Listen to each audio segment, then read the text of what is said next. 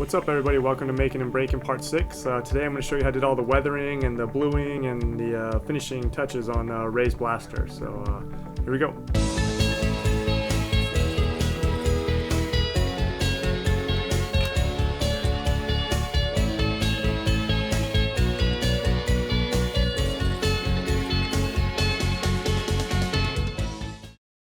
So one of the downsides of using aluminum is it's really hard to paint.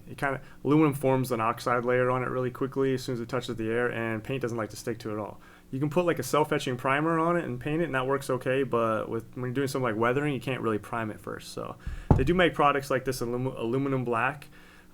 This stuff works pretty cool too, but it's really corrosive and it kind of eats up the parts, and it's kind of harder to undo.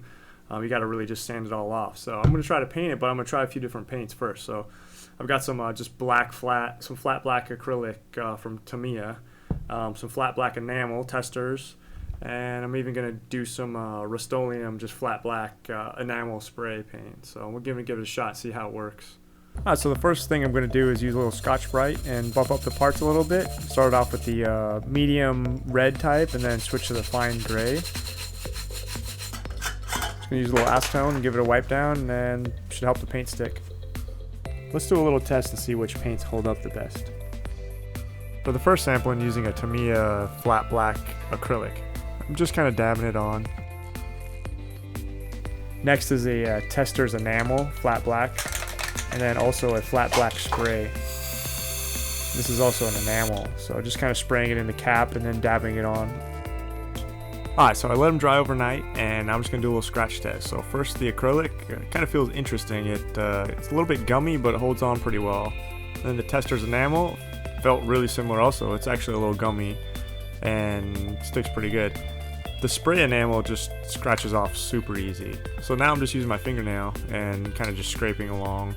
And the acrylic seems to hold up the best so far. Even without my fingernail, just rubbing with my finger, the other ones came off pretty easily, so I think we're going to go with acrylic.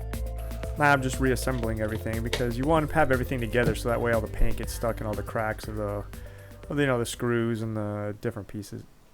So I'm just brushing it on straight out of the bottle, getting it all the cracks and crevices and around all the screws, using a brush to make sure to get inside these grooves.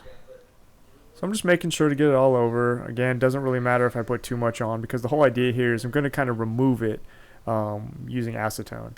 So I'm gonna let it dry fully, and I'm gonna use the acetone and just remove it. So the whole idea here is I'm kind of like simulating like this thing's just full of grease, and now we're actually cleaning it. Now that's the nice thing about aluminum is you can use acetone and it won't hurt the surface. If you were to try this on a 3D printed part, like say you spray painted it silver, and then you try to do this, you just remove the silver spray paint. So here you go. I'm just kind of just dabbing with the acetone. It kind of makes a pretty cool effect. It kind of breaks down the paint, kind of makes it look a little bit like grease. So you just dab it and it kind of creates that kind of stippled pattern.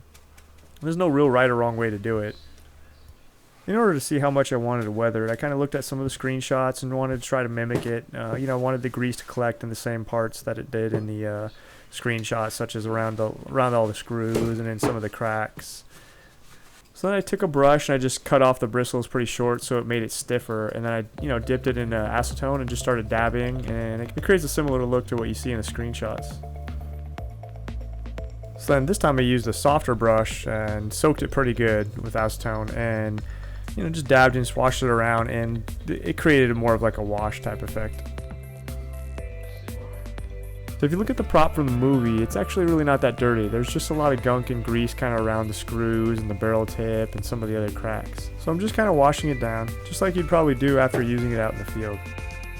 Now I'm just using a little bit of fine sandpaper. I'm just kind of roughing up the edges, knocking them down a little bit, kind of just simulating some more of that wear and tear. Basically just continue this whole process until I got it pretty clean and looking like the screenshots. So then moving on to the barrel, I just used the same techniques. Just took a paper towel, dipped it right in the paint, and just started dabbing it on where I thought it should go. And I had to go ahead and switch to a brush in order to get inside all the cracks. This time I started even wiping and dabbing it all around before it even fully dried, and it just still worked just as good. When you wipe it down and dab it, it dries it out pretty quick, so you just add a little more acetone. So I use a toothbrush to give it a little bit of a different look. Just kind of add some scratches, kind of a little bit of a grittier look. That's pretty good for the grease effects. Now I'm going to try to do the blue, kind of the heat anodizing on the tip. So I'm going to use an airbrush to create that effect, and as you can see here, it goes from sort of a teal blue, sort of to a blue, to a purple, to a brown, or sort of a burnt kind of orange color. So I needed a way to put the paint on evenly, so I made a little mandrel, that way I could chuck it in a drill and spin it while I painted. And the kind of paints I'm using are just these Liquitex. The interesting thing with these are they're translucent, so the key there is once they go on, you're going to kind of see the aluminum reflect through them. So here I'm starting with sort of an orange, just mixed up kind of an orangey brown color. This is going to kind of simulate that brown burnt area first on the back. And there it is. It looks pretty good. Again, you can see the aluminum kind of through it. And then next, mixing up a little bit of greeny blue for the closest to the tip. And then just spin it and paint it on there. The drill works really good. And I'm just mixing up the blue here.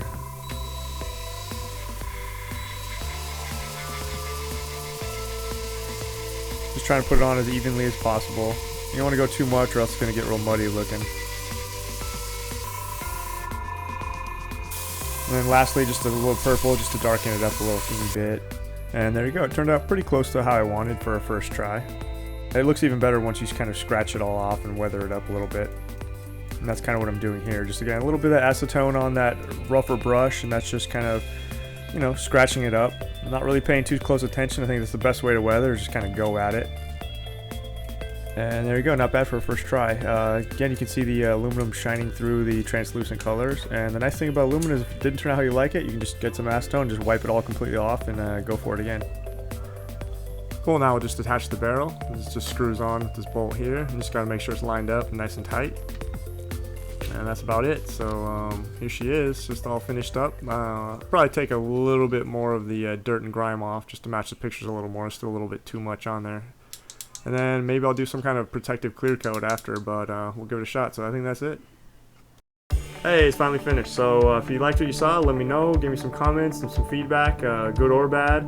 If you missed any of the other earlier videos on 3D modeling and machining, mold making, casting, all that kind of good stuff, check them out. They're over there on the right. And so I'm not sure what the next project is going to be. I've got a ton of stuff in the works, but if you have any ideas, let me know.